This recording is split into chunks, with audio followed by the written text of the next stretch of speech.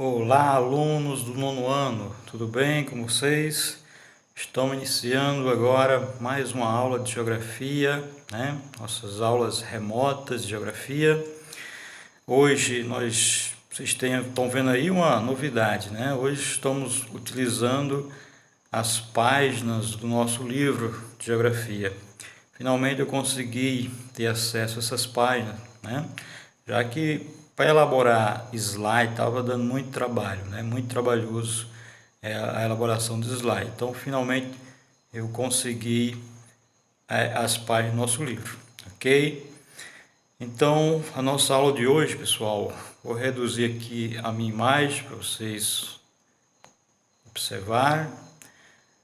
O tema da aula de hoje é apresentando o continente europeu, que vai se encontrar lá na página 72, esse assunto.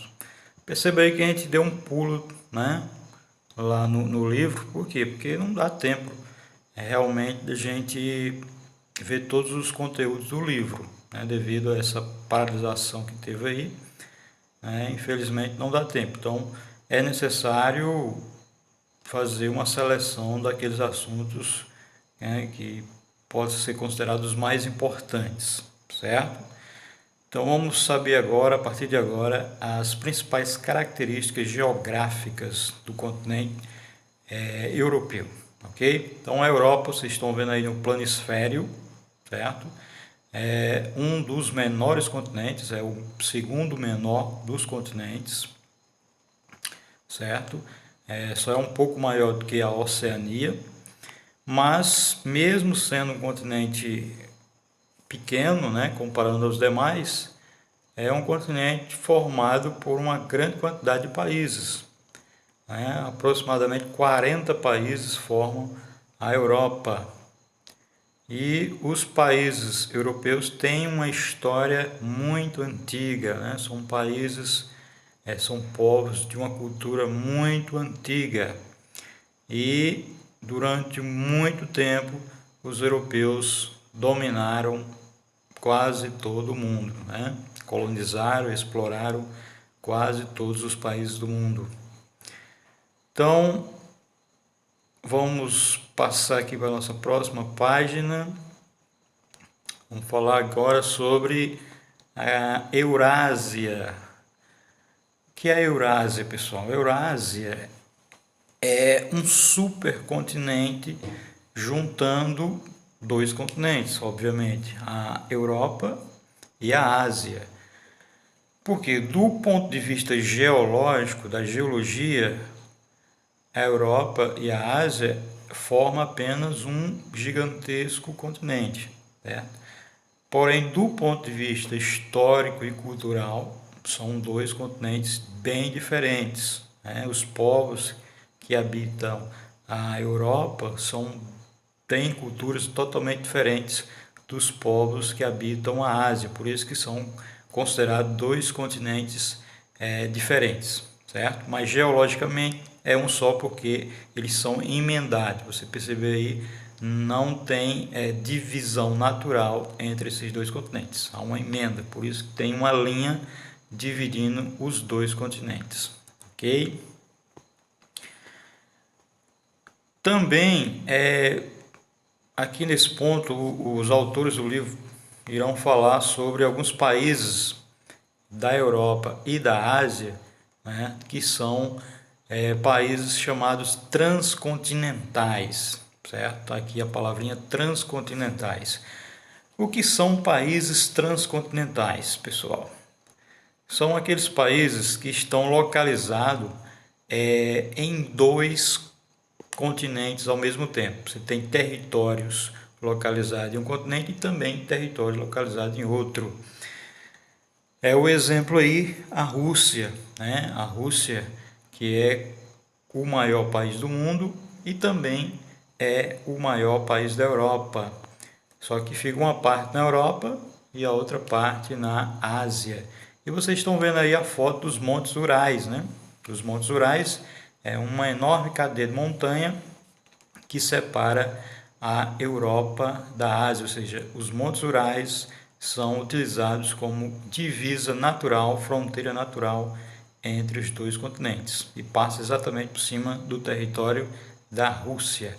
Além da Rússia, temos também a Turquia, o Chipre, que são países que estão localizados tanto na Europa como na Ásia, ok? Vamos avançar aqui um pouco. Vamos falar aqui da região do Cáucaso, certo? Região do Cáucaso. Vou colocar aqui do outro lado. O Cáucaso, o que é o Cáucaso? O Cáucaso também é uma cadeia de montanha, certo? Está localizado lá na região ali sudeste da Europa, né? E é uma cadeia de montanha onde existe alguns países lá que faziam parte da ex-União Soviética, certo? Juntamente com a Rússia, esses países como Geórgia, Armênia e Azerbaijão, que estão ali na região do Cáucaso, da região montanhosa, certo? Eles faziam parte da ex-União Soviética. E é uma região montanhosa, certo? É uma região muito rica também em petróleo e uma região que tem muitos conflitos étnicos, povos, né? Alguns povos que ainda reivindicam a independência dos seus pequenos territórios, ok? Vamos avançar aqui um pouco. Divisão política, vou colocar do outro lado, divisão política da Europa. Então, como eu falei para vocês antes, a Europa, apesar de ser o segundo menor dos continentes, está dividido em aproximadamente 40 países. Porém, a maioria dos países da Europa são países pequenos, né? Possuem pequenos territórios. O maior é a Rússia, você está vendo aí a parte europeia da Rússia, na cor roxa, mas a maioria dos países são pequenos, certo?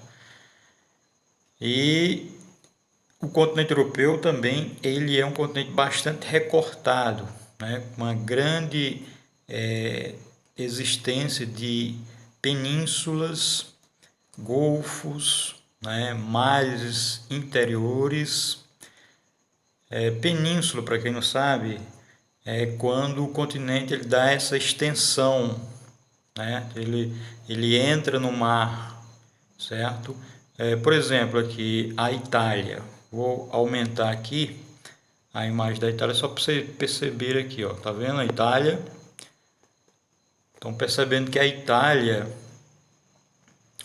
ela é uma península. Por quê? Porque o território dela, que parece uma bota, né? O território da Itália parece uma bota. Então, ele dá uma entrada no mar, tá vendo aí o mar Mediterrâneo. Então, quando o continente ele dá uma entrada no mar, é chamado de península, certo? É diferente da ilha, por exemplo, a ilha da Sicília, que está aí na ponta da bota da Itália. É uma ilha porque está cercado de água por todos os lados. Já a península não, a península tem um lado que não está cercado de água, que é justamente ali o norte da Itália, né? Ali na fronteira com a Suíça, certo? Então, a Grécia aqui embaixo, a Grécia também é uma península, certo? Forma a península do Peloponeso, certo? Então, ela tem água por todos os lados, menos lá no norte, que liga o restante do continente europeu. Ok, pessoal? Então, o continente europeu ele é cheio de penínsulas, ele é cheio de golfos, de mares interiores, né? Vocês estão vendo aí o Mar Negro, o Mar Mediterrâneo, o Mar Adriático, por aí você vai. São vários mares. É um continente bastante recortado, né? O litoral é bastante recortado. Temos também a Península Ibérica, onde fica aqui Portugal e Espanha. Vou aumentar aqui para vocês verem. Portugal e Espanha. Tá? Perceba que tem água por todos os lados. Porém, não tem ali naquele ponto que liga a Espanha à França. certo? Então também é uma península. Então são várias penínsulas no continente europeu, ok? Divisões regionais do continente europeu, apesar de ser um dos menores continentes, mas ele tem várias divisões regionais. Ele tem a divisão regional, né? Os geógrafos também fizeram a divisão regional da Europa. São basicamente 3 partes. Eu vou ampliar aqui para você ver o nome. Deixa eu desembaçar um pouquinho. Pronto. Europa Ocidental, na cor verde. Essa parte está na cor verde, é a Europa Ocidental. Estão vendo aqui nas legendas embaixo? A legenda aqui está embaixo. Então, os países na cor verde, Europa Ocidental, certo? Portugal, Espanha. Os países na cor bege, né? Esse bege bem no centro da Europa, na parte central, como Polônia, Romênia, forma a Europa Oriental, certo? E esses países que estão listrados, né, com essas listras, são países da antiga União Soviética, né? Países da antiga URSS, União das Repúblicas Socialistas Soviéticas, ok? Então, essa é uma das divisões regionais da Europa, certo? Então, vai falar um pouco sobre Guerra Fria, mas isso aí já é um outro assunto. Aqui vai falar especificamente das características de cada uma das partes da Europa, de cada uma das 3 regiões da Europa, certo? Aqui nós temos outra divisão regional, né? Essa feita aqui com mais regiões: Europa Ocidental, Europa Setentrional, que é a parte do norte, né? A palavra setentrional quer dizer norte, Europa Central e Balcãs, e Europa Oriental, que já é uma outra divisão regional da Europa com base nos pontos cardeais, na localização. A Europa Ocidental, né, composta por 15 países, justamente onde estão localizados os países mais ricos e desenvolvidos da Europa, na Europa Ocidental. Você tem ali Inglaterra, França, Alemanha, Itália, né, esses países mais desenvolvidos da Europa. A Europa Oriental, que é formada ali por Polônia, né, Romênia, são países economicamente mais atrasados, certo? E um pouco mais dependente da Europa Ocidental. E os países da Europa que faziam parte da ex-União Soviética também são países economicamente mais atrasados, né? E também são dependentes economicamente da Europa Ocidental. Ok, pessoal? Então, ficaremos aqui, né, até na página 77, certo? 77, e depois a gente vai com o próximo assunto na próxima aula. Ok, pessoal? Então, por hoje é só.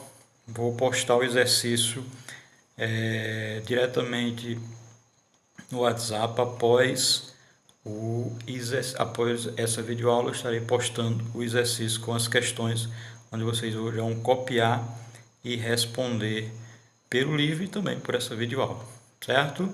Então, estarei à disposição de vocês. Tchau e até a próxima, se Deus quiser.